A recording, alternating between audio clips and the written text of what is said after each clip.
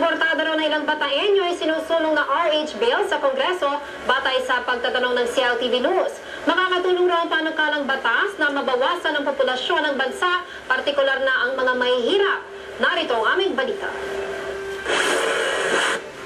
Nito nagdaang buwan ay naging laman ng mga balitang malawakang pagtuto na iba't ibang sektor dito sa Bataan sa House Bill No. 4244 o ang Responsible Parenthood, Reproductive Health and Population Development Act of 2011 o mas kilala sa tawag na RH Bill.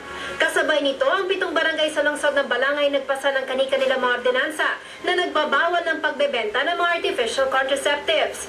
Mahigpit ang pagtuto ng simbahang Katoliko dahil saan nila ilabag raw sa batas ng Diyos ang panukalang batas. Pero nitong nakaraang buwan, nagpahayag na rin ang posisyon ng ilang religious groups, kagaya na Iglesia ni Cristo at United Church of Christ in the Philippines o UCCP, at ilang pang Protestant churches na pumabor naman sa RH Bill. Tinanong ng CLTV News sa ilang ordinaryong mamamayan ng Bataan mula sa iba't ibang sektor kung ano nga ba ang kani-kanilang mga saloobin sa kontrobersyal na panukalang batas. Ayon kay Roger Cortez, isang empleyado, nilalabag ng 7 barangay sa lungsod ng Balangang aniyay constitutional rights sa mga ordinansa kanilang naipasa na nagbabawal ng pagbebenta ng mga contraceptives. Hindi ako pabordo sa 7 barangay na nagbabawal sa pagbebenta ng contraceptives. Kasi nilalabag nila ang karapatan ng mga kanilang mamamayan. Para naman sa food vendor sa Kapitolyo na si Flor de Lisa Perez, hindi dapat ipagbawal ng gobyerno anumang lokal na pamahalaan, kagaya ng barangay, ang paggamit o pagbili ng mga artificial na pamamaraan sa family planning.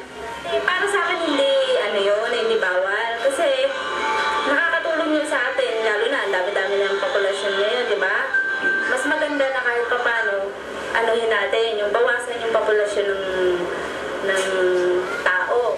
Para naman sa communication student na si Cristel Pineda, malaking may tutulong ng RH Bill para mabawasan ang ani maraming mahihirap na pamilya sa bansa. In favor of RH Bill. Bakit? Kasi I think it's a good way to start para mabawasan yung populasyon sa bansa natin.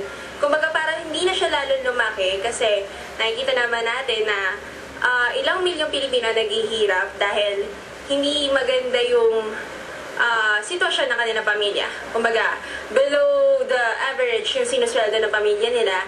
And nakakadagdag yun dahil, kumbaga, mas marami yung anak nila. Kung sino pa kasi, sabihin na natin, kung sino pa yung mas mahihirap, siya pang maraming anak. Ang hepe ng Provincial Social Welfare and Development Office o PSWDO Bataan, pabor din sa naturang panukalang batas, lalo na sa probisyon nitong nagtuturo sa pagiging responsable ng mag-asawa sa pagpapatakbo ng kanilang pamilya. Naniniwala ako na ang RH Bill, hindi naman ito yung talagang yung sinasabi na kikitilin yung buhay, no? Ako pabor ako dun sa mas responsible parenthood, na ibig sabihin, alam naman natin na sa lahat ng ginagawa ng bawat tao, in every decision you will make, meron ito tinatawag na social responsibility. Kasama si Mike Sigaran, ako si Jennifer Salenga nag-uulap para sa CLTV 36 Balitaan.